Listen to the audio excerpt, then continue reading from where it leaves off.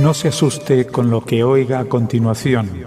Es el eco del pasado cuando empezaron las emisiones de Radio Sefarad a finales de enero del 2004 y cuyos informativos semanales hemos reunido para revivir lo que entonces pasaba desde la perspectiva de nuestro tiempo.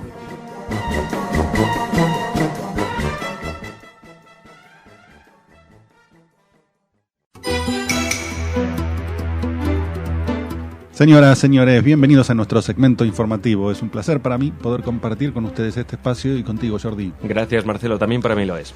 Bueno, si Bashar al-Assad habló el martes y se gustó, entonces, ¿qué hizo? Repitió experiencia ayer, pero esta vez alimentando a la masa que lo apoya. En días consecutivos también, Irán ha intentado introducir armas en Siria. Por tierra y por mar, Turquía ha interceptado los envíos. Parecía el presidente de Nicaragua el que hablaba, pero la voz se parecía mucho a la de Ahmadinejad. La gira del iraní semeja una broma que contiene demasiado histrionismo y mal gusto. Hamás parece un ser que necesita reafirmar quién es. Ya todos lo saben, pero ellos lo repiten para su público. Y bueno, una vez finalizada esta primera parte, Raquel nos va a traer la agenda cultural, pero comencemos ya. Pues sí, comenzamos hablando de Siria. El presidente sirio Bashar al-Assad dijo ante miles de partidarios en una plaza de Damasco: «Yo pertenezco a esta calle, haremos que esta fase sea el final para ellos», refiriéndose a los conspiradores extranjeros y de sus planes. Estas noticias las recogió Jerusalem Post. La muchedumbre gritó «Shabiha por siempre para tus ojos, Assad», una referencia a la milicia leal que se ha granjeado una reputación temible por su participación en la represión de las protestas anti-Assad. El discurso presidencial contenía algunas promesas de reforma, pero sin concesiones radicales que podrían apaciguar a la oposición, ya decidida a terminar con más de 4 décadas de dominación por parte de la familia Assad. Al-Assad no pertenece a la calle. De hecho, ha demostrado estar diametralmente opuesto a la calle y a lo que ocurría en ella. No pertenece ni ahora ni lo hizo en el pasado. El poder se lo entregó su padre. Y ahora sale a ocupar la calle para arengar a la masa, redireccionar el fervor, exaltar la figura de la milicia, instalar la idea de enemigo externo, acosar a la oposición. La masa de acoso es descrita por Elías Canetti en estos términos: sale a matar y sabe a quién quiere matar. Con una decisión sin parangón avanza hacia la meta. Basta dar a conocer tal meta, basta comunicar quién debe morir para que la masa se forme. La concentración para matar es de índole particular y no hay ninguna que la supere en intensidad. La meta es ese enemigo externo, del cual la oposición obviamente pasa a ser una entidad colaboradora. La meta de Assad, permanecer en el poder. Y ahora vamos a seguir hablando de Oriente Medio. Haaretz informó que oficiales de la aduana turca incautaron 4 camiones registrados en Irán bajo la sospecha de que llevaban material militar a Siria. Un oficial del Ministerio de Exteriores turco confirmó que el material había sido retirado de los camiones y enviado a la capital, Ankara, para su examinación, pero no pudo responder si ya habían identificado o no si el material tiene uso militar.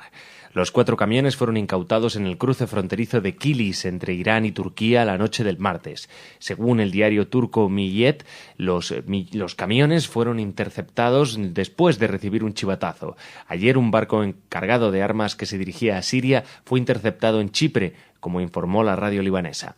El último año, Turquía se unió a la comunidad internacional en la oposición de sanciones de amplio alcance contra Siria en respuesta de la represión de las protestas. Entre las sanciones se incluye la prohibición de recibir material para uso militar. Es digno de aplaudirse el embargo, este bloqueo contra un gobierno que ha vuelto las armas contra su pueblo. Las armas que supuestamente solo han de alzarse para defenderlo. Nadie ha puesto en duda este bloqueo. ¿Por qué entonces sí se critica el bloqueo contra Gaza de manera mediática e irracional? La respuesta es simple: doble rasero e hipocresía moral. Y ahora, Marcelo, vamos a marcharnos a América. Cruzamos el charco. En este caso, a Centroamérica, para la gira que está haciendo Mahmoud Ahmadinejad. El reelegido presidente de Nicaragua, Daniel Ortega, quien juró para un nuevo mandato de 5 años, defendió el programa de energía atómica de Irán, del cual dijo es víctima de una conspiración, y propuso un debate mundial, al tiempo que pidió a Israel que se desarme para evitar un conflicto. Esta noticia la recogimos del diario Aurora. Ortega, quien en el acto de investidura de hoy estuvo acompañado por 7 gobernantes, incluyendo a Mahmoud Ahmadinejad y Hugo Chávez, sostuvo que su discurso de investidura se ha venido armando una verdadera conspiración en contra de Irán, que al fin de cuentas va contra toda la región, contra la paz del mundo. Ortega aconsejó a Ahmadinejad que proponga que Israel empiece a desarmarse de su arsenal atómico. El dirigente sandinista dijo también que la lucha de su querido hermano Chávez, quien estaba sentado a su izquierda, en realidad es una batalla por la vida de su pueblo y de sus pueblos y de los pueblos del mundo. Primero, que Israel tenga armamento nuclear es una mera suposición. De hecho, ha habido momentos críticos en su historia donde tal vez se podría haber llegado a hablar de su utilización y no hubo ni noticias de ese armamento. Por otra parte, Israel jamás ha amenazado a ningún país con borrarlo del mapa, como sí ha hecho Ahmadinejad. Por otra parte, Irán está intentando colar armas a Siria como sea, es decir, una forma muy extraña de poner fin a una matanza. Y finalmente, pedir el desarme de Israel y no el de todos los países es pedirle a Israel que se suicide. Tal vez eso es lo que el dirigente sandinista quiere.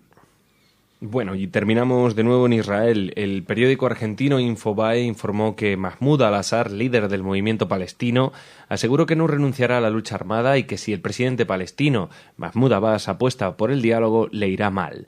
El crecimiento del islamismo en el mundo árabe fortalecerá el apoyo al movimiento palestino Hamás, que no renunciará a la confrontación armada con Israel, dijo el líder de la agrupación en Gaza, Mahmoud al-Assad. Los factores de cambio que nos rodean están a nuestro favor, no están a favor del proyecto de Fatah o de aquellos que quieren cooperar, incluyendo al enemigo israelí. Estas son palabras de Zahar, vigilado por sus guardaespaldas, por supuesto. Ahora todo depende de la política de Fatah. Si Fatah quiere que el acuerdo de unidad sea consumado, estaremos listos. Si ellos no quieren, entonces nos sentaremos aquí y el futuro es nuestro, agregó. Zahar además negó que el líder del grupo, Khaled Meshal, haya apoyado el concepto de resistencia popular no violenta de Abbas contra Israel y manifestó que espera un aumento del islamismo en el mundo árabe que fortalecerá la causa palestina. Lo que viene es 1000 veces mejor que el pasado. Por lo tanto, tenemos que invertir en estos logros árabes para lograr las metas fundamentales del pueblo palestino, la liberación de la tierra y el retorno de los refugiados, agregó por último este líder del movimiento Hamás. Abbas esto lo sabe muy bien. Y por eso prolonga el acercamiento como si se tratara de una quinceañera indecisa.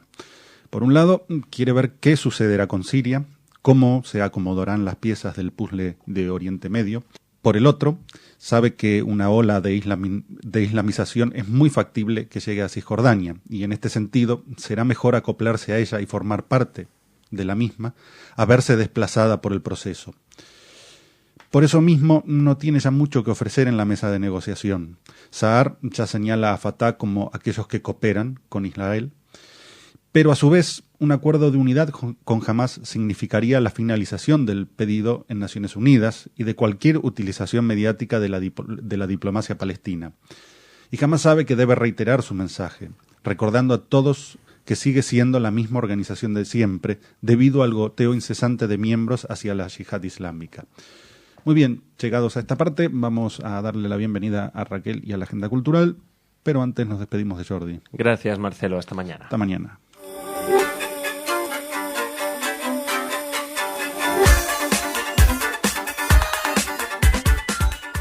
Muy bien, y como ya he empezado a llamarte así, la voz de la cultura.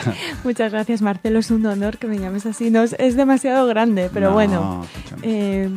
Vamos, la voz que dedica unos minutos a hablarles, por ejemplo, de un premio que ha recibido el tenor Plácido Domingo en Israel. Un premio muy importante, el premio Wolf de las Artes. Es la primera vez, en la categoría de música, es la primera vez que se otorga a un cantante, un artista vocal, y es un orgullo para nosotros que sea un español. Plácido Domingo es bien conocido en Israel tanto por su calidad artística como por su entrega a causas humanitarias. También ha sido galardonado el director de la Orquesta Filarmónica de Berlín, Simon Rattle. Y bueno, les contamos que la Fundación Wolf fue instituida en 1978 con un fondo donado por la familia del mismo nombre, con el fin de otorgar reconocimiento, becas y apoyo financiero a personas que han logrado destacar en las ramas de las artes, agricultura, química, matemáticas, medicina y física. Una fundación más que interesante y otro reconocimiento más para esa voz. Sí, para esa voz española en Israel. Y ahora hablamos de una voz israelí en España, la del embajador de Israel en España y Andorra, Alon Bar, que ayer realizó una visita institucional a Toledo para reunirse con el alcalde de la ciudad, Emiliano García Paje. El alcalde y el embajador hablaron sobre los proyectos que se desarrollan en la judería toledana y analizaron este enclave desde el punto de vista turístico y cultural. Y además comentaron la posibilidad de colaboración en el futuro en materia científico-tecnológica. Seguro que será muy interesante para Toledo y para Castilla-La Mancha esta posible colaboración en materia científica y tecnológica, en la que, un campo en el que Israel está en la vanguardia. Sí. Y con un interlocutor como Alon Bar, que es una persona muy accesible y además muy integradora. Y muy inteligente y alguien muy valioso, por lo menos nos lo parece a nosotros desde este espacio. Bueno, también se va a reunir Alon Bar con la presidenta de Castilla-La Mancha, María Dolores de Cospedal. Ya estuvo en Toledo el embajador con motivo de la celebración de la 12ª Semana Sefardí. Así que es su segunda visita a Toledo, al menos institucionalmente. Seguro que habrá estado más en esta ciudad tan sefardí. Y unas voces que no cantan pero gritan, ¿no? Ahora. Muy bien enlazado y gritan con tristeza, Marcelo, porque nuestros amigos de la Red Solidaria contra la Ocupación de Palestina, RESCOP, han dirigido una carta a Alberto Contador. Ya saben que el ganador, el triple vencedor del Tour en Francia, del Tour de Francia, se trasladó junto con su equipo a Israel para hacer la preparación de la temporada, su equipo, el Saxo Bank, el equipo danés de ciclismo. Y esta Red Solidaria contra la Ocupación de Palestina ha escrito una carta a Contador en el que muestra su tristeza por la participación de Alberto en un acto celebrado el pasado mes de diciembre durante su concentración en Israel denominado Ciclismo por la Paz. Lo que al parecer les ha molestado especialmente es que cuando fue el cumpleaños de Contador, lo contamos aquí, Simón Pérez le felicitó, coincidió con un encuentro entre nuestro campeón y el presidente israelí. Entonces le entregó una reproducción de Jerusalén. A nuestros amiguitos de RESCOP les se preguntan en un comunicado, ¿sabía usted, y en la carta ha contado, ¿sabía usted que la reproducción de Jerusalén, que le entregó el presidente de Israel, Simón Pérez, con motivo de su cumpleaños, es un acto cargado de simbolismo que pretende enfatizar el dominio israelí sobre la ciudad, un dominio ilegítimo que ningún país del mundo reconoce? Estos de RESCOP conocen muy poco a Simón Pérez no, pero y además, muy poco a Contador, por lo que parece. Y habla de política y hacen política, con lo cual... Y le piden a Contador que reflexione profundamente por las implicaciones que ha tenido su participación en dicho evento. Esperemos que... Me gustaría saber si RESCOP ha dicho algo a la participación de Siria en el Consejo de Derechos Humanos de las Naciones Unidas. Me gustaría escucharlo, eso. Seguramente no expresarán su tristeza, Marcelo. Su alegría, porque un país musulmán está en eso. Claro.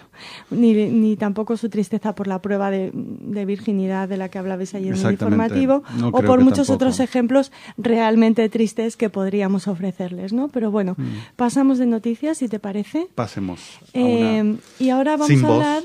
Sí, vamos a hablar de una noticia que nos llega de la mano de una periodista hispano-judía, Elena Celdrán, buena amiga de Radio Sefarad, muy querida, y que nos habla de un artista muy especial, Kaisman, el mago de la cinta de embalar.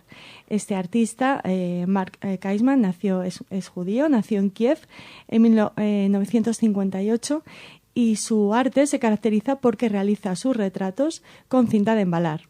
Es muy curioso, son retratos... Si pueden entrar en Google y poner el apellido, es Kaisman, Porque latina. vale la pena. Sí, les gustará muchísimo, es muy curioso. Él elabora los dibujos capa sobre capa, utilizando para ello cinta translúcida de embalar, de aproximadamente unos 5 centímetros de ancho. Lo hace sobre superficies de plexiglas y luego las coloca frente a una caja de luz para conseguir dar a la imagen sombra y profundidad. Eso implica también una extrema dificultad, porque claro, la más mínima arruga, el más mínimo error, la luz lo delata. Claro. Entonces, bueno, son retratos curiosísimos y nos hacía ilusión hablarles de este artista judío y de esta periodista Elena Zeltran, que siempre habla de cultura en este espacio cultural. Es una información de 20 minutos. Exactamente, sí. Y una información importante que ayer se nos olvidó y que hoy Marcelo me has dejado notas por todas partes, pero tengo que decir en mi defensa que hoy sí que me acordaba. Y es que, queridos oyentes de Radio Sefarad, hemos tenido un pequeño problema informático y algunas de las direcciones que teníamos en nuestra base de datos para poder enviarles nuestro boletín no funcionan, han desaparecido, nos están dando problemas. Muchos de ustedes nos están escribiendo para comentarnos que no reciben nuestro boletín. Entonces, si últimamente, las 2 últimas semanas, no han recibido ese boletín en el que les informamos de los programas que se han ofrecido durante la semana y les hacemos sugerencias y les pedimos su participación, por favor, vayan a la página de Radio Sefarad y en el ángulo inferior derecho tienen una casilla que pone suscribirse al boletín, tienen que ponernos su nombre y una dirección de correo electrónico e inmediatamente ya volverán a estar en nuestra base de datos y podremos hacerles llegar este boletín, que nos daría mucha pena perderles como lectores, no como oyentes, pero sí como lectores y luego oyentes de esas recomendaciones. Muy bien, entonces será hasta mañana. Hasta mañana, Marcelo.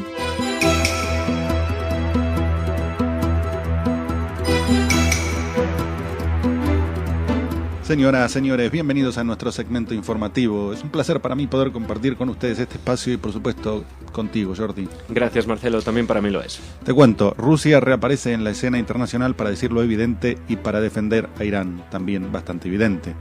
Mientras en Siria todo sigue como era, más muertos y la Liga Árabe sumida en el silencio, como las Naciones Unidas y los humanitarios del mundo. El subsecretario de Estados Unidos se reunió con el vicepresidente del partido político de la Hermandad Musulmana. 2.000 millones de razones para escuchar al enviado norteamericano y tomar buena nota. Al líder de Hamas le ha gustado eso de viajar. Ahora planea una visita a Irán, Qatar y otros países musulmanes para finales de mes. El islamismo radical como motor turístico. Bueno, una vez finalizada la primera parte del noticiero, Raquel nos traerá la agenda cultural, pero comenzamos ya.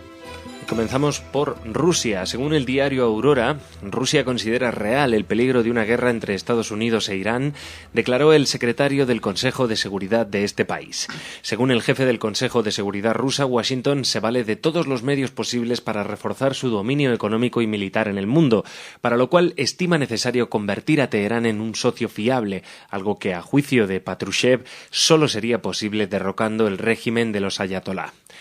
Patrushev, sin embargo, reconoció que tampoco los iraníes tienen mucho interés en resolver el problema que existe en torno a su política nuclear y las tensiones originadas por esta, a pesar de los esfuerzos en este sentido de países como Rusia, China o India. El político ruso recordó además que Washington y algunos países de la OTAN dan por hecho el peligro nuclear de Irán, hasta el punto de justificar el despliegue del escudo antimisiles en Europa para protegerse de Teherán, instalación militar que provoca a su vez otro conflicto entre Moscú y las potencias occidentales. Al mismo tiempo, desaconsejó a la Unión Europea vetar el petróleo iraní en sus mercados, medida que acordaron de manera inicial los 27 la semana pasada. Imagino que lo del escudo antimisiles es una de las cuestiones que más le preocupa, pero bueno, hacía mucho que Rusia no salía a la palestra internacional y lo está haciendo siempre en defensa de aquellos que desprecian los derechos humanos. Anteayer dábamos la noticia de un barco que había sido retenido brevemente en Chipre. Tenemos que rectificar, puesto que no era de origen iraní sino ruso. El barco, que se cree que transporta armamento, arribó finalmente ayer a Siria. Esa es la ayuda que reciben los sirios de parte de Rusia, armas para el régimen que los oprime.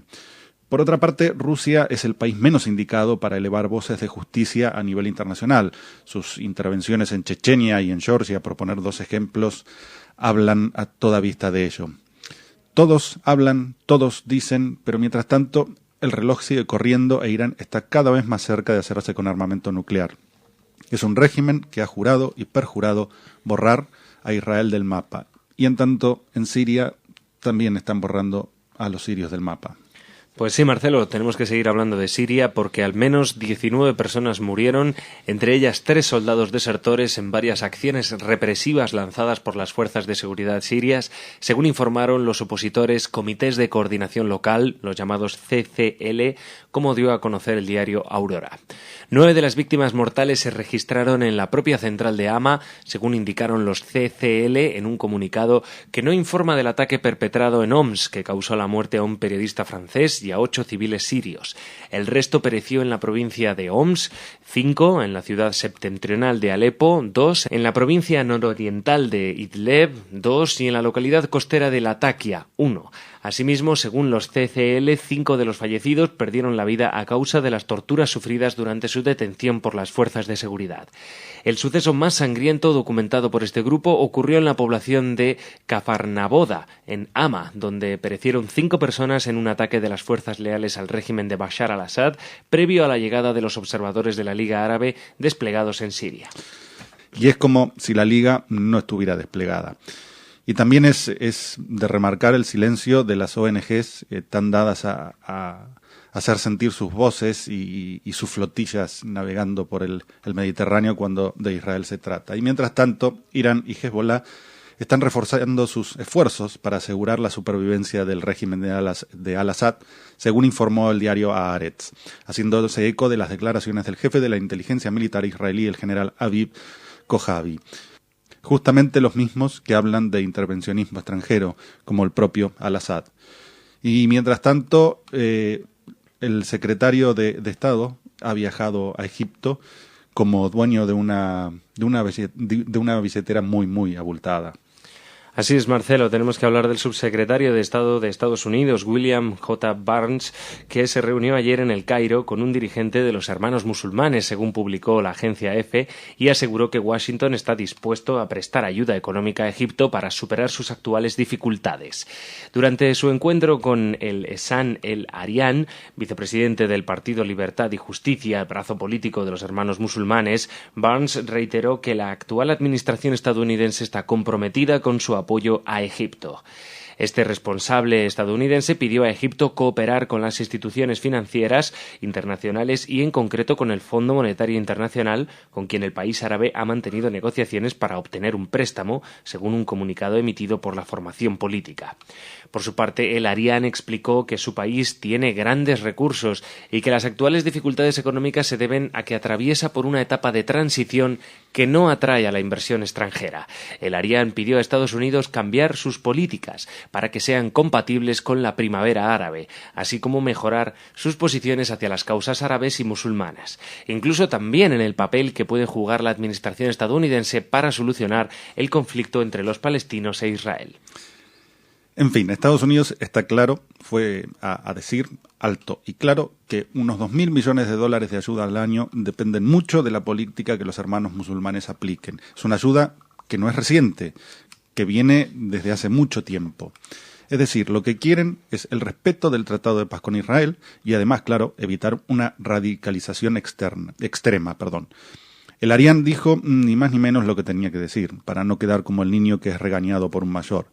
Por otra parte, Egipto no tiene ni mucho menos grandes recursos. El mayor de los recursos es el turismo y la normalización del flujo de viajeros estará supeditada a la imposición o no de la Sharia y a la pacificación interna. Y terminamos, Marcelo, con una noticia del grupo terrorista Hamás. Un consejero del primer ministro de Hamás dijo, según Haaretz, que el líder visitará Irán, Qatar y otros países musulmanes hacia finales de enero. Youssef Rizka dijo que Ismail Haniyeh, que retornó de una semana de viaje por Egipto, Sudán, Turquía y Túnez, se prepara para su segunda salida de Gaza. Hamás asegura que estas visitas indican el creciente reconocimiento internacional y la creciente influencia islámica en los grupos de la región. A la autoridad palestina, dominada por Al-Fatah, le preocupa la bienvenida que ha recibido Haniyeh y ha recalcado que estas visitas deberían estar coordinadas a través de las embajadas palestinas. El reconocimiento internacional del que hablan es solo de países musulmanes que se han ido radicalizando en los últimos meses, como Túnez y Egipto, otros que son adalides del islamismo más intransigente de viejo cuño, como Sudán e Irán, y finalmente 2 países que intentan entrar en el juego geopolítico de la región, como son Turquía y Qatar, este último sobre todo para despegarse de Arabia Saudita. Y mientras tanto, la autoridad palestina cada vez parece ir quedando más bien fuera del juego en Oriente Medio, por lo menos por ahora. El mensaje que queda es bastante evidente: el islamismo es lo que se lleva en la región y lo hará por mucho tiempo, lamentablemente. Muy bien, una vez finalizado esta parte, vamos a darle la bienvenida a Raquel, pero antes nos despedimos de Jordi. Shabbat Shalom, Marcelo, nos vemos ya el lunes. Shabbat Shalom.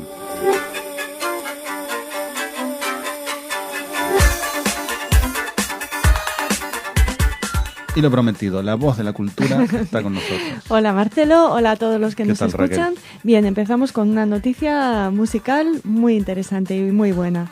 Noah vuelve a España en una serie de conciertos que empiezan en Sevilla el 28 de febrero en el Teatro Lope de Vega.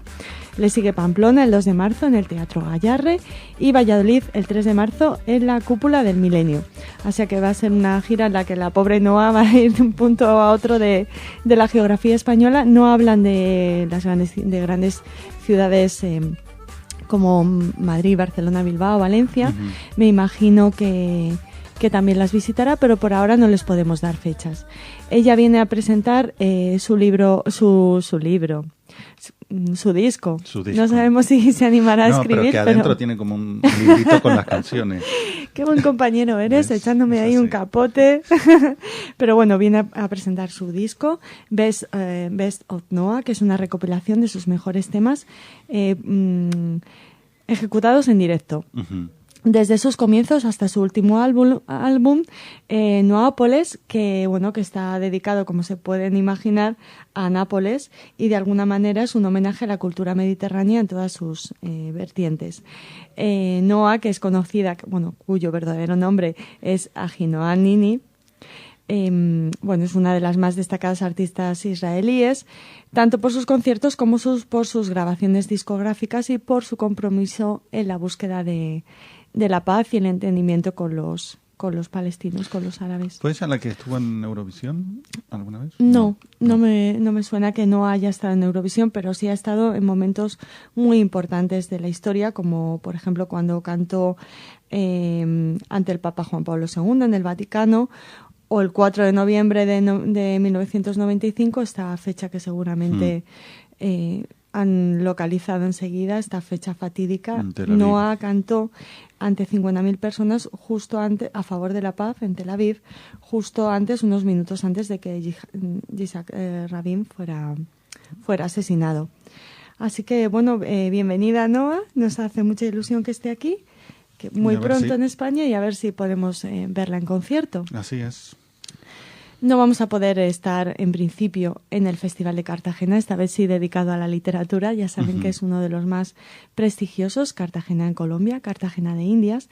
Y además de los grandes nombres relacionados con la literatura española o en habla hispana, como el escritor mexicano Carlos Fuentes y el expresidente del gobierno español, Felipe González, que son algunas de las figuras que participarán en el ya 7º High Festival de Cartagena de Indias, que se celebra del 26 al 29 de enero, pues además de estos nombres, nosotros queremos resaltar la participación de David Grossman, polémico en sus declaraciones. También, tiene una historia personal que ha marcado su vida y su literatura, claro, ¿no? Es muy difícil echarle en cara sus posturas.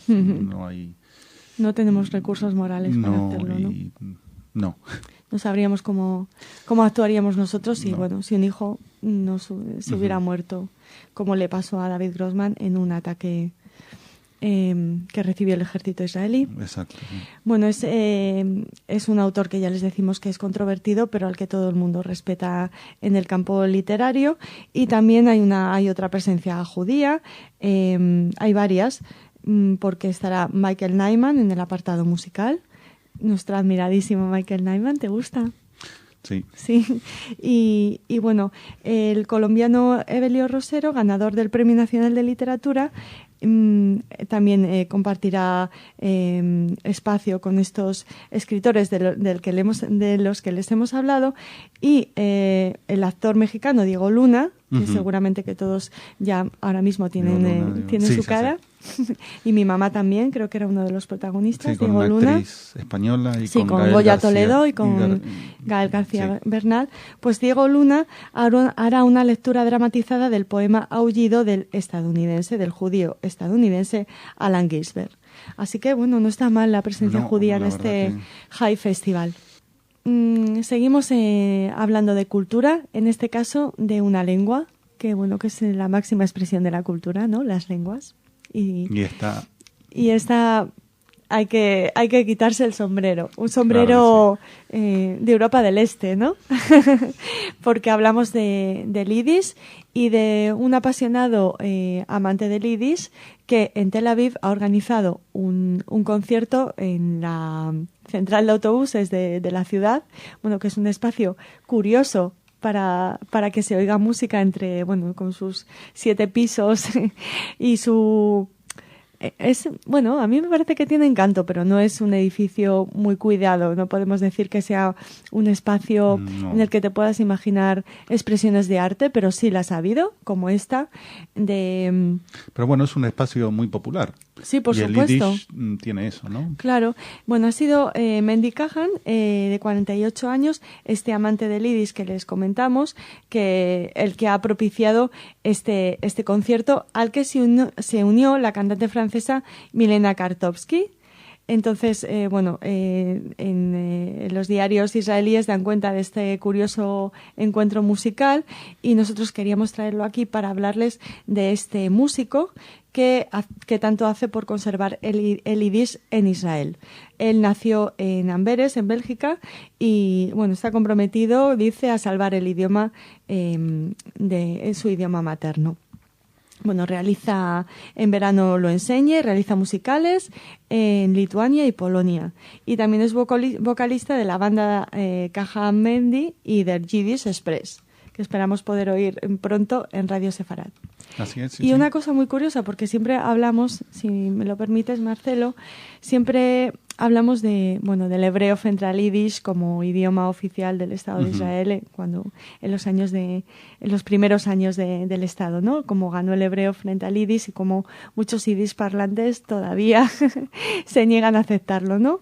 Y Kahan comenta que después de haber allanado el camino a través de cientos de años para construir la identidad judía, por fin podemos construir nuestra patria, se refiere a Israel. Y esta ayuda que le ha proporcionado el Yiddish hace que a los judíos para tener su patria nacional, pues hace que sea uno de los motivos más para que le parezca inaceptable y mal que el Yiddish no encuentre un espacio respetuoso y amoroso en Israel.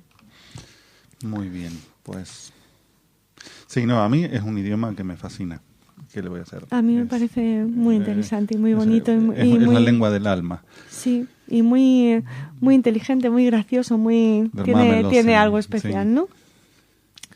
Terminamos con una noticia positiva, muy interesante. La Sousa Mendes Foundation busca identificar y localizar a los refugiados, a los sobrevivientes del Holocausto, o refugiados que recibieron visados con los que salvaron sus vidas gracias a Arístides de Sousa Mendes en la primavera de 1940. Les hemos hablado en muchas ocasiones de este justo entre las naciones, un cónsul portugués que residía en Burdeos y rescató a alrededor de 30.000 personas del Holocausto. Lo consiguió dando a los refugiados visados para Portugal, aunque algunos de ellos tuvieron que atravesar España para llegar a Portugal, pero bueno, con esto salvó muchas vidas. Él falleció en 1954 sumido en una pobreza absoluta. La comunidad judía portuguesa le ayudó todo lo que pudo, pero no carecían de medios y él finalmente llegó a tener que acudir a comedores sociales, o sea, una historia muy triste. Como les hemos comentado, en 1900 fue declarado justo entre las naciones. Les comento que fue en el año 1966 y a finales de los 80 el gobierno de Portugal se disculpó formalmente con la familia de Sousa Mendes, entregando a la familia a título póstumo el cargo de embajador. La fundación está creada en 2010 y es una asociación entre la familia de Sousa Mendes y las familias de las personas a las que rescató. Y han comenzado una búsqueda sin precedentes para localizar a estos, para poner nombre a estos rescatados. Muchos de ellos ni siquiera saben que fueron rescatados o que fueron salvados por Sousa Mendes y estos visados milagrosos. Bueno, les decimos algunos de los nombres de las personas a las que ayudó este diplomático portugués. Salvador Dalí, algunos miembros de la familia Rothschild, de la familia Habsburgo, Kim Vidor, el que luego sería cineasta, Kisset de Lempicka, la hija del artista Tamara de Lempicka, Alexander Lieberman, escultor, pintor y director de arte de la revista Vogue. Por supuesto, les hablamos de las personas que luego pues triunfaron y tienen relevancia social, pero hasta 30.000 personas, imagínense cuántos nombres anónimos esta fundación está decidida a encontrar. Así que les deseamos suerte desde aquí. Muchísima suerte. Y hasta mañana. Shabbat Shalom. Shabbat Shalom.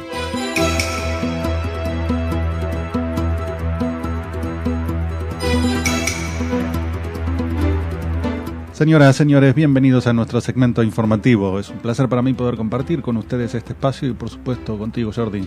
Gracias, Marcelo. También para mí lo es. Bueno, si ya resultaba chocante el acercamiento entre Hamas y Fatah, ahora a las conversaciones sobre el futuro de la OLP se suma la yihad islámica. En tanto, Hugo Chávez habla con la voz de Ahmadinejad defendiendo lo indefendible. Por su parte, en Israel, nuevos ataques contra las webs. La llamada resistencia no es otra cosa que hacer para no tener que hacer nada, no construir ni avanzar. Y finalmente, durante una ceremonia para el...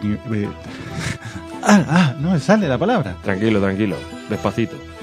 Finalmente, en una ceremonia para el aniversario de Fatah, el líder religioso de la autoridad palestina dijo lo que realmente piensan en Palestina. Y bueno, una vez finalizada esta primera parte del informativo, Raquel nos traerá la agenda cultural, pero ya damos inicio. Comenzamos en Oriente Medio, Marcelo, una noticia de Europa Press. El gobierno de Jordania ha acordado permitir a una delegación de la Yihad Islámica unirse a las conversaciones de Amán para tratar el futuro de la Organización para la Liberación de Palestina, la conocida como OLP, después de rechazar el visado a los delegados del partido en diciembre, según ha informado el miembro del movimiento Ahmad Al-Mudayal. Al-Mudayal ha manifestado en declaraciones a la agencia de noticias palestina Ma'an que Jordania ha acordado que el movimiento se incorpore al comité en la reunión que se celebrará en Amán el próximo domingo. Así, el representante del movimiento en Líbano, Abu Imad ar-Refai, estará presente en este mismo acto. El presidente del Consejo Nacional Palestino, Salim Zanoun, ha confirmado este jueves que el comité de la OLP se reunirá en su sede en Amán. Además, ha recalcado que todas las facciones que firmaron el acuerdo de reconciliación de mayo de 2011 acudirán al encuentro, confirmado de manera implícita la presencia de la yihad islámica. Ya están todos. Ahora, ¿podrá alguien decir que los dirigentes palestinos están por la paz? ¿A alguien aún le queda alguna duda del ideario islamista? Me pregunto qué hará falta para que la gran mayoría en Occidente perciba lo evidente, que la opinión universalmente aceptada de que los palestinos son los buenos de la película es errada. Decía Schopenhauer que no existe, además, tal cosa como una opinión universal, puesto que hay opiniones que no han soportado el paso del tiempo, como por ejemplo la opinión sobre el sistema ptolemaico o la fuerza de la geografía. Una opinión universal en una cultura no es válida para otra. Y decía el filósofo alemán que tales opiniones universales en realidad son el producto de unas pocas personas, que finalmente son aceptadas por comodidad, por prejuicios positivos sobre las personas que inician esta opinión, o por temor a manifestar una opinión contraria a la mayoría. En definitiva, en tanto los pocos digan que Palestina es un pueblo oprimido y los muchos lo crean, poco será lo que puedan ver a través de la mentira. Y seguimos con otra noticia recogida a través de Europa Press. El presidente de Venezuela, Hugo Chávez, ha calificado de absurdas las declaraciones realizadas por la portavoz del Departamento de Estado de Estados Unidos, Victoria Nuland, que amenazó a los países latinoamericanos con imponerles sanciones si estrechan sus relaciones con Irán. Estados Unidos terminará siendo lo que dijo Mao Zedong, un imperio de papel, y nosotros nos convertiremos en tigres de acero, ha aseverado en declaraciones recogidas por la Agencia Venezolana de Noticias. De esta forma, el presidente venezolano venezolano ha contestado a las declaraciones realizadas el pasado viernes por Nuland en la rueda de prensa del Departamento de Estado, en las que advirtió a los países latinoamericanos de las consecuencias que desencadenaría la compra de petróleo a Irán. Dime con quién andas, decía el dicho, y es que se han juntado justamente aquellos que desprecian la voz del otro, los que se esconden en el otro para no tener que dar cuentas de sus inmensas falencias. Comentábamos la semana pasada el viejísimo método de buscar un enemigo externo para derrotar al interno, para congregar a toda la población en un mismo consenso. América Latina, sin duda alguna, yerra el camino al aliarse con Ahmadinejad, pero no porque sea enemigo de Estados Unidos, sino porque es enemigo de la libertad y los derechos humanos. Bueno, y ahora, Marcelo, pasamos a hablar de Israel por un ataque informático que ha habido. Es una noticia recogida del diario español ABC. Las páginas web oficiales de la Bolsa de Tel Aviv y de la aerolínea israelí El Al dejaron de funcionar ayer por lo que parecía ser un nuevo ataque de piratas informáticos. Los nuevos ataques tuvieron lugar un día después de que el movimiento islamista Hamas llamase a los hackers palestinos y árabes en general a llevar a cabo una guerra electrónica contra la ocupación israelí. Horas antes de que las páginas de Internet fueran afectadas, un pirata identificado como Saudí advirtió a varios medios israelíes que sería perpetrado próximamente un ataque por un grupo pro-palestino llamado Pesadilla. Sobre las 10 de la mañana la página de El Al dejó de cargarse correctamente, mientras que la de la Bolsa de Tel Aviv no permitía hacer la mayoría de las funciones y solo mostraba información del mercado. Esto lo hemos recogido del servicio de noticias Ynet News. El trabajo en la bolsa, sin embargo, no resultó afectado por la caída de la web y siguió operando con normalidad. El portavoz de Hamas en Gaza, Sami Abu Zuri, dijo ayer que los actos de piratería que se han multiplicado recientemente suponen la apertura de un nuevo campo de resistencia a la ocupación y son el principio de una guerra electrónica contra la ocupación israelí. Israel ha reforzado en los últimos meses las unidades del ejército destinadas a prevenir la piratería informática. La cultura del no hacer contra la cultura del trabajo y el desarrollo. Hamas hace todo lo posible por perpetuar el conflicto, por evitar tener la responsabilidad de construir un Estado, de producir, crecer y enfrentar a la propia opinión pública. Todo lo posible por vivir de la financiación externa, de ese limbo de ser sin ser, que le permite cometer los crímenes de guerra más atroces sin que nadie diga ni haga nada. Y terminamos, Marcelo, hablando de una noticia también de Oriente Medio que hemos recogido de Palestinian Media Watch. La semana pasada la principal autoridad religiosa de la autoridad palestina, el muftí Mohammed Hussein, presentó el asesinato de judíos por parte de los musulmanes como una meta islámica durante un acto para celebrar el 47 aniversario de la fundación de Al-Fatah, al decir que la hora de la resurrección no vendrá hasta que los musulmanes luchan contra los judíos y los maten, citando el famoso hadith. El moderador que presentó al muftí en el evento reiteró otra creencia islámica. Nuestra guerra con los descendientes de los monos y los cerdos, esto va por los judíos, es una guerra de religión y fe.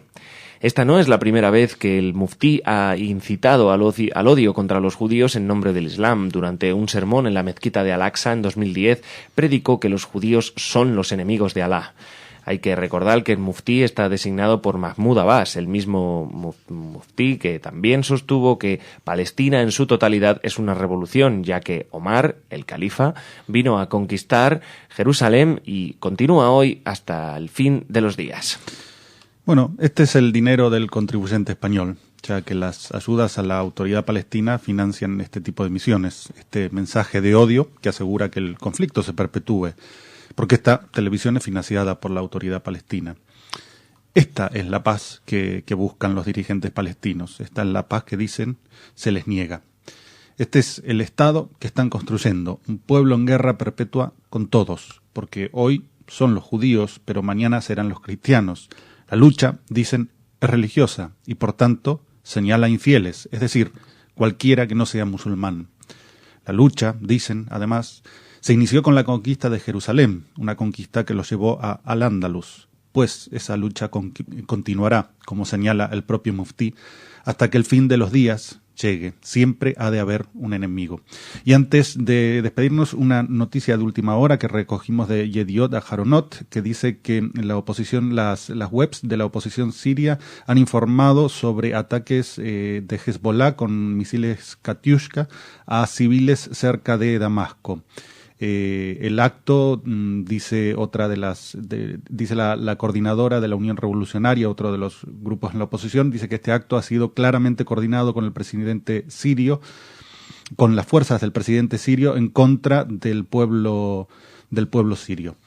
Muy bien, y una vez terminada esta primera parte del informativo, le vamos a dar la bienvenida a Raquel y a la agenda cultural, pero antes nos despedimos de Jordi. Bueno, Marcelo, mañana más noticias. Mañana más.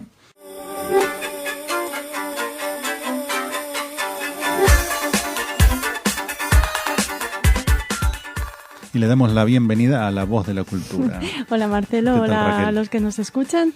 Muy bien, vamos a empezar hablando de los premios Abuel Adash, que fue, como sabes, el primer embajador israelí en España, que bueno, ya no está con nosotros, falleció en enero de 2010. Y en su homenaje, y también para conmemorar el 25 aniversario del establecimiento de relaciones diplomáticas entre España e Israel, la Embajada de Israel en España ha decidido entregar unos premios.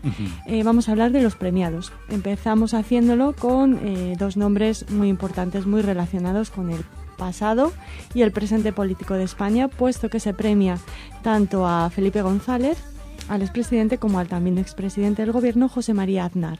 En el caso de González se hace porque él era el presidente del gobierno cuando estas relaciones se establecieron, y en el caso de José María Aznar se le ha reconocido su labor al frente de la iniciativa Friends of Israel, Amigos de Israel, impulsada en 2010 con el propósito de defender a Israel de quienes persiguen su destrucción. Tienen trabajo. Sí, tienen mucho trabajo. En esta iniciativa.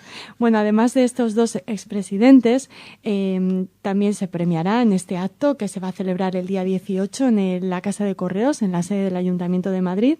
Se va a premiar, como decimos, a otras personalidades políticas, por ejemplo, como Esperanza Aguirre, o al exdefensor del pueblo, Enrique Mújica, y al que fuera presidente de la Generalitat de Cataluña, Jordi Pujol. En cuanto a la parcela cultural, pues hay que destacar dos nombres. Se le entregará un Samuel Adash a Antonio Muñoz Molina y al historiador español José Antonio Lisbona. Otros premiados: la Asociación de Antiguos Jugadores del Real Madrid de Baloncesto, esos que tantas veces se enfrentaron al Maccabi de Tel Aviv en el torneo de Navidad, que tan felices nos hacía y que esperamos todos los años. También se premia a la Federación de Comunidades Judías de España y al Centro de Estudios Judío-Cristianos. La lista continúa, pero hemos querido destacar estos nombres. Y felicidades a todos ellos y a la Embajada de Israel en España y también al gobierno español de aquel momento y el de ahora por esa conmemoración. Exactamente, por supuesto que sí. Ahora la noticia de la que te voy a hablar, Marcelo, no es tan feliz, porque hablamos de lo que el presidente de la Comunidad Judía de Roma, Riccardo Pacifici, denomina el enésimo vergonzoso intento de borrar el recuerdo de la aflicción de aquellos que fueron perseguidos en los años del nazismo. Resulta que hace años una serie de 72 piezas conmemorativas elaboradas en latón por el artista alemán Günter Deming fueron insertas en diferentes lugares del pavimento de varios municipios romanos, de varios barrios, con el objetivo de honrar la memoria de los judíos italianos que fueron víctimas del Holocausto. Bueno, pues 3 placas conmemorativas que homenajeaban a 3 hermanas judías deportadas a los campos de concentración nazis han sido destruidas, no las han hecho desaparecer.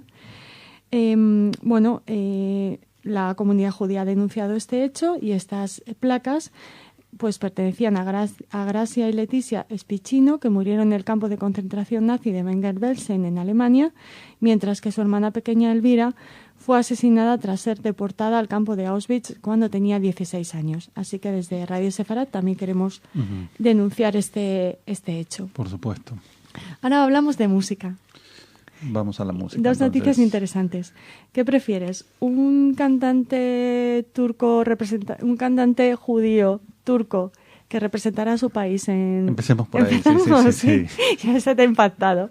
Bueno, pues a pesar de esas tensas relaciones diplomáticas entre Turquía e Israel, porque Israel, es un actor pasivo en esto, pues a pesar de esas tensas relaciones, la Corporación Turca de Radio y Televisión ha seleccionado al joven cantante Can Bonomo como su representante en el Festival de Eurovisión 2012, que se celebrará en mayo de este año en Azerbaiyán, en la cosmopolita Bakú.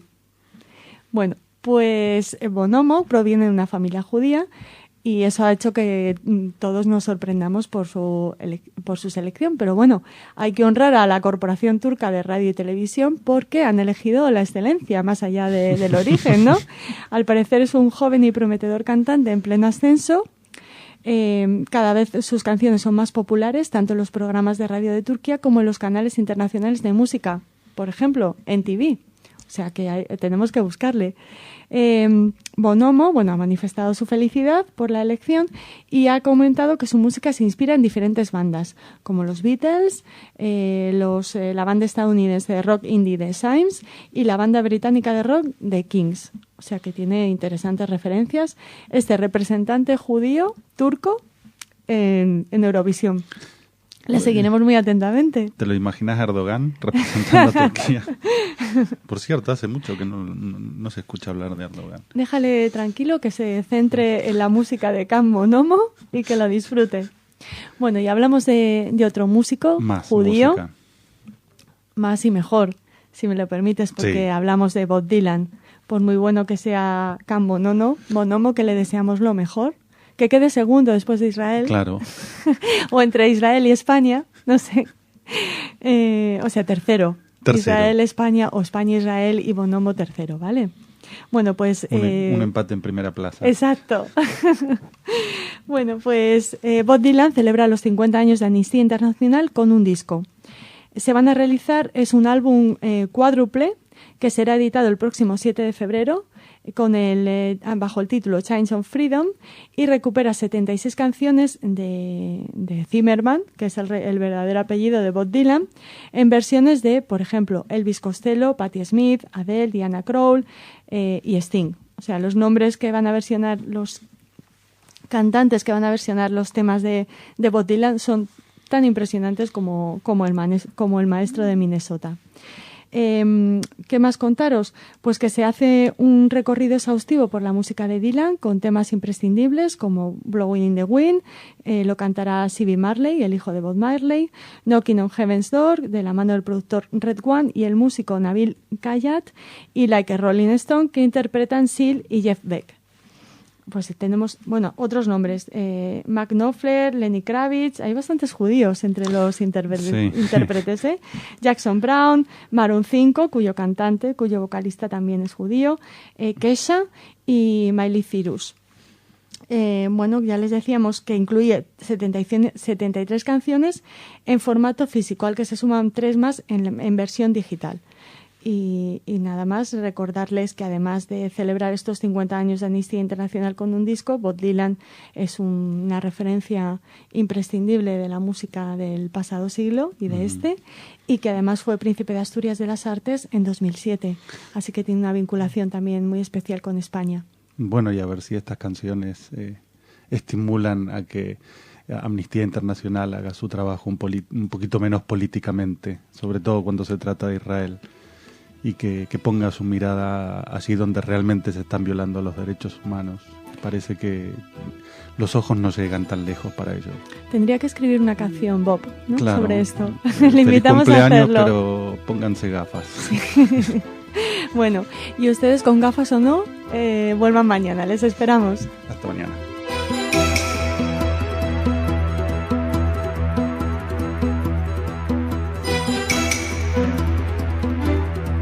Señoras, señores, bienvenidos a nuestro segmento informativo. Es un placer para mí poder compartir con ustedes este espacio y, por supuesto, contigo, Jordi.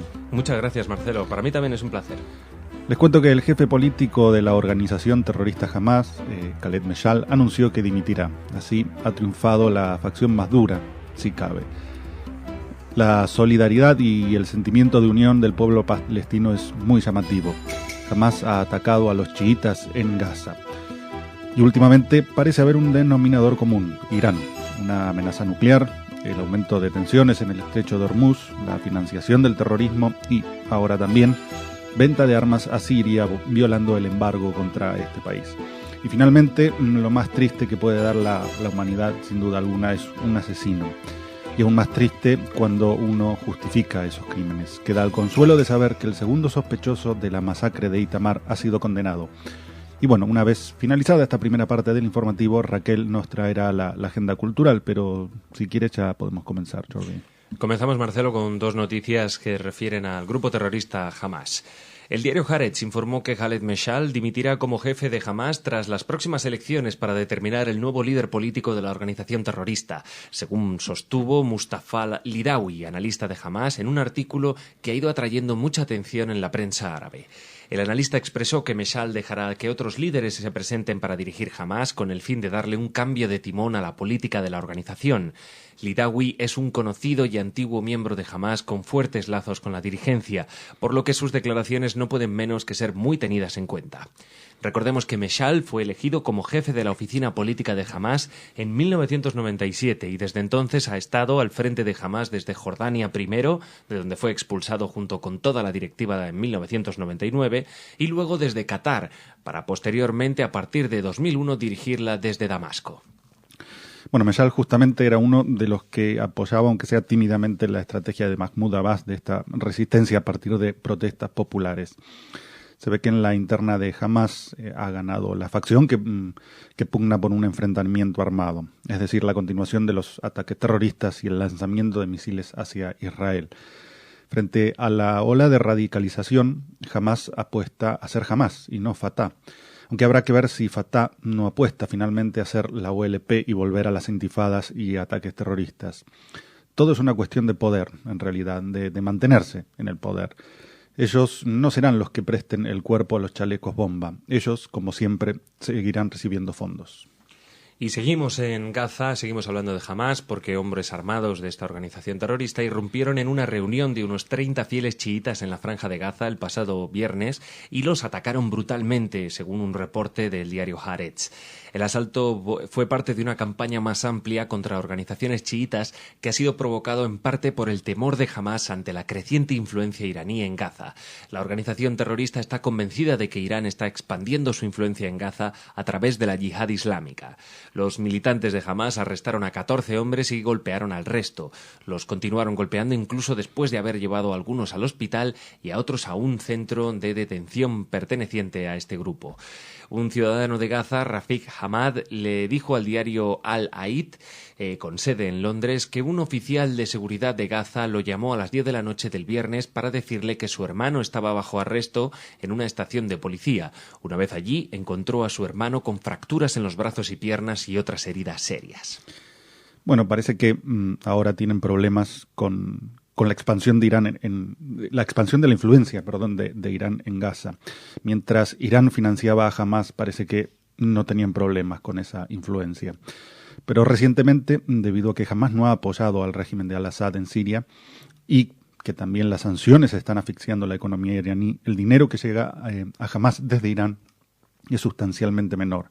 Además, Irán parece decidido a no poner todos los huevos en la misma cesta y tener a dos grupos financiados por el régimen de los ayatolás y enfrentados entre ellos les dará mayor control sobre la franja. La intención no puede ser otra que mantener un puesto cercano a Israel y poder cumplir las promesas surgidas de su odio, ¿no? Y seguimos en Oriente Medio, Marcelo. Vamos a hablar ahora de Irán y Siria y su relación. Es una noticia recogida en el diario La Gaceta. El viernes Estados Unidos dijo estar convencido de que Irán vendía armas a Siria y el lunes Francia señaló que esa venta ha quedado constatada por expertos de Naciones Unidas.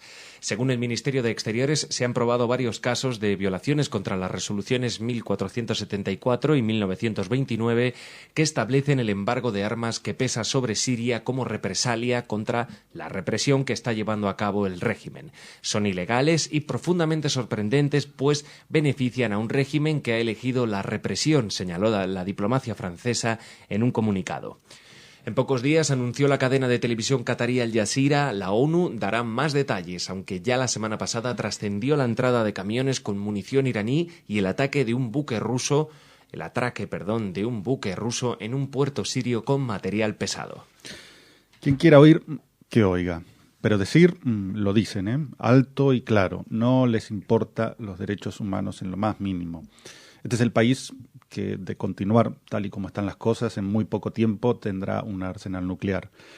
el mismo país que alimenta de armas a los grupos terroristas Hezbollah y Hamas, el mismo país que planeó y ejecutó 2 ataques terroristas en suelo argentino. ¿De veras quieren que este país tenga armamento nuclear? Aquellos que, golpeándose el pecho, dicen, pero Estados Unidos también tiene. La diferencia es abismal, la comparación, por tanto, ridícula. La argumentación, una falacia tu quoque, es decir, y tú también, muy evidente. Y el resultado, lamentablemente, muy peligroso. Y terminamos hoy, Marcelo, con una noticia, un suceso que convulsionó a Israel hace ya unos cuantos meses. La noticia la hemos recogido de la web de Yediot Aharonot. El segundo sospechoso del asesinato de la familia Fogel, Amjad Awad, de 19 años, fue condenado por los 5 miembros de la familia en la masacre de Itamar en marzo del año pasado, junto a su primo Hakim. Awad admitió los crímenes de los que se le acusaban, 5 cargos de asesinato. Los jueces de la Corte Militar de Samaria buscaron examinar la evidencia principal del caso antes de decidir si condenar basándose en la propia admisión del inculpado. Awad, a la luz de las investigaciones y de las propias declaraciones, fue quien planeó la masacre. Junto a su primo Hakim, recordemos, asesinaron a sangre fría a Ehud Fogel, de 36 años, Ruth Fogel, de 35, y a los niños Yoab, de 11, Elad, de 4 y Adas, de tan solo 2 meses. Hakim sostuvo a los niños mientras Ahmad Awad los apuñalaba. El mes pasado, la Corte ya había condenado a Al-Hakim, de 18 años, a 5 cadenas perpetuas consecutivas. Awad justificó su crimen por medio de la ocupación. El problema es que el asesinato de civiles inocentes no tiene ninguna justificación posible, mucho menos la de 3 niños. En el mundo se viven situaciones penosas, incluso en muchos lugares infinitamente más terribles que las que dicen vivir los palestinos. Pero en ningún otro lugar se pone en un chaleco bomba para asesinar al mayor número de civiles posibles. En ningún otro lugar acuchillan a una familia mientras duerme. El Tíbet vive, sin duda, una situación peor, puesto que está totalmente ocupado por China. No hay noticias de ningún caso parecido. Justificar el crimen es, ya de por sí, un crimen. Durante la vista se lo veía sonriente a Awad, desafiante, el producto acabado de un adoctrinamiento en el odio. Esto es lo que asegura la autoridad palestina a través de la televisión, las publicaciones, los libros de textos y la constante glorificación de los terroristas, nombrando calles en su honor o torneos de fútbol. Es la misma autoridad palestina que dice siempre querer la paz, cuando en realidad solo utiliza la estrategia de la hudna, la tregua, para reforzarse. Muy bien, finalizada esta primera parte, vamos a darle la bienvenida a Raquel, que viene con la agenda cultural, pero antes nos despedimos de Jordi. Bueno, Marcelo, a ver si la agenda cultural nos quita el mal cuerpo de encima. Así es. Gracias y hasta mañana. Hasta mañana.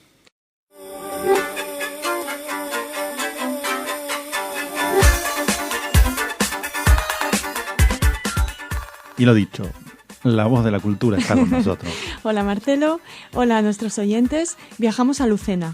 Viajemos. Porque queremos destacar el interés que todo lo que tiene que ver con el pasado judío de esta población andaluza, pues están haciendo un esfuerzo por recuperarlo y nos parece muy interesante. Han hecho el concejal de Patrimonio Histórico del Ayuntamiento, Manuel Lara Cantasani, en rueda de prensa, ha comentado que esperan que la necrópolis judía que encontraron mientras se realizaban unas obras para una autopista, y este hallazgo es del 2007, pues que esperan que esta necrópolis judía pueda ser recuperada y visitada y que sea otro punto turístico de la ciudad. Es una necrópolis muy importante porque su mera existencia demuestra, constata que la importancia de la comunidad judía en esta población en el siglo XI, en el momento del máximo apogeo de la elosiana judía en Andalucía. Y el pasado 18 de diciembre el rabino de la Federación de la Comunidad Judía de Madrid, Moshe Ben Dahan, acompañado por diferentes personalidades de la Federación de Comunidades Judías de España, rabinos del Comité para la Preservación de los Cementerios Judíos de Europa y representantes de la comunidad judía a nivel nacional e internacional, se trasladaron a Lucena para proceder a la exhumación y reenterramiento de estos restos judíos encontrados. Todo se hizo, por supuesto, siguiendo la ley judía y un convenio suscrito en 2008 entre el Ayuntamiento de Lucena y la Federación de Comunidades Judías. Se enterraron restos de las 117 fosas halladas en esta necrópolis y otras 50 que se encontraron posteriormente en una parcela colindante. Y bueno, destacar también que el concejal de Patrimonio Histórico del Ayuntamiento, Lara Cantasani, destacó que se ha creado una comisión para el estudio y el impulso de todo lo que tiene que ver con el mundo judío en Lucena. Se proyecta la creación de un centro de interpretación de la propia necrópolis, de la que se grabó un vídeo promocional que también quieren hacer conocer, y también quieren dar un impulso definitivo a la inclusión de Lucena en la red de juderías de España. Así que les hemos querido hablar un poquito de Lucena y todo lo que están haciendo por su pasado judío. Para la red. Exacto. Y otro lugar al que tenemos que ir. Ya estás viendo ya a quién me voy a referir. La foto esa. Sí. Bueno, una triste noticia, porque ya sabes que Mi Lucha, My Camp, está prohibida en Alemania, pero una editorial británica ha decidido que lo mejor que puede hacer la editorial Albertas es publicar casi como fascículos, ahora lo comentaré, este libro para que los alemanes puedan leerlo y rechazarlo con criterio. O sea, como si lo necesitaran un alemán o cualquier otro ser humano. Si el libro tuviera criterios. Ya, es que da un poco de rabia que detrás del mercantilismo se busque... Sí, dar otra imagen. Sí, se busque la beneficencia cultural, ¿no? O sea, sí, no me importa que yo gane dinero, lo importante es que tú conozcas un libro execrable para que yo, pueda tranquilizar mi conciencia porque he decidido publicar My Camp. Lo van a hacer dentro de una polémica serie que se llama Diario Testigo, en uno de los suplementos del semanario de la compañía, de esta editorial.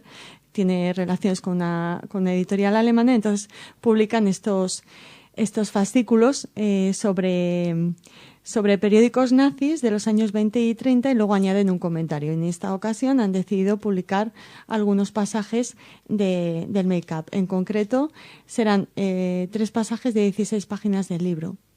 Y nada, lo publicarán con una tirada de 100.000 ejemplares. Así que, pues deseamos... hay una buena noticia dentro de todo esto, y es que el Estado de Baviera, que tiene los derechos de reproducción del libro, está un poco persiguiendo a esta editorial británica para que no lo haga y en concreto entiende que es ilegal. Así que... si uno realmente lo quiere leer con fines educacionales, eso sí se puede hacer. Ir a la biblioteca. Sí, eso no está prohibido. Claro. O sea, para el estudio y el análisis de los profesionales... Como justificación sigue siendo tan pobre como era al principio. Por supuesto, y aparte, sobre todo, no vamos a definir o a describir mi lucha, ¿no? Pero sí que habría que comentarle al señor Peter McGee, que es el director de la editorial Albertas, pues que, hay tantos libros por editar y por descubrir que pueden ser beneficiosos para la humanidad, que nos parece, la verdad, muy mercantilista esta publicación del Make-up. Sin lugar a dudas. Y ahora nos vamos al otro extremo absolutamente, porque vamos a hablar de un libro, el Libro Negro, que recoge miles de aterradores testimonios de los campos de exterminio alemanes. Y lo hacen 2 escritores muy importantes, Vasily Grossman y Ehrenblum. Bueno, este libro recoge, como decimos, esos testimonios, y lo hacen estos 2 grandes escritores que habían sido Grossman corresponsal para el periódico Estrella Roja durante la guerra, y su compañero Ehrenburg fue también corresponsal durante la Guerra Civil Española. Grossman había estado en la liberación de Treblinka, acabó alejándose del estalinismo y eso, bueno, provocó, entre otras cosas, que no pudiera haber publicado en vida su gran obra Vida y Destino. Ellos dos recogieron miles de estremecedores testimonios. Se comenta que leer el libro es una experiencia que va más allá del dolor y las lágrimas. Yo no sé si... A veces ante estos libros hay que hacer un acto de voluntad y de deber y leerlos, pero son durísimos. Y los recopilaron en este libro negro. Lo completaron, casi llegaron a las puertas de la imprenta, pero Stalin impidió su publicación, bueno, porque los rusos más o menos avispados podrían establecer alguna comparación entre sus métodos de represión y los que habían utilizado los nazis. Entonces prefirió que no se publicara.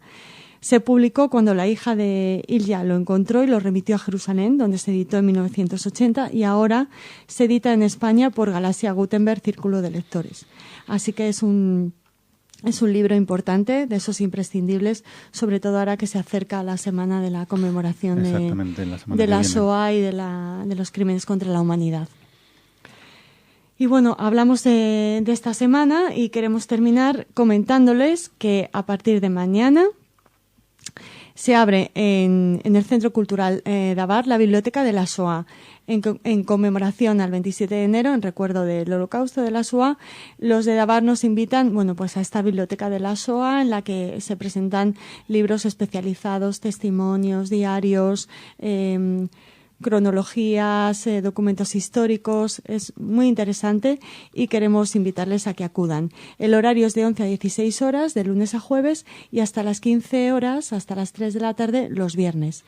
Y bueno, ya nos contarán si han estado allí y han comprado o han leído alguno de los libros que Sandra Israel, responsable de Davar, habrá escogido con mucho cuidado y cariño. Y nada, les invitamos a hacerlo. Hoy hemos estado muy literarios en esta agenda cultural. Bueno, a ver, dos literaturas, un libelo soportable y una obra para el odio. Yo no la incluiría dentro de la literatura ni de nada. No, tienes razón. Son de esas cosas como los protocolos y los discursos de Ahmadinejad y de toda esta gente que es subliteratura, ¿no? No, que habría que condenarlos al olvido. Bueno, no nos olviden a nosotros, les esperamos la semana que viene, iba a decir, les esperamos mañana.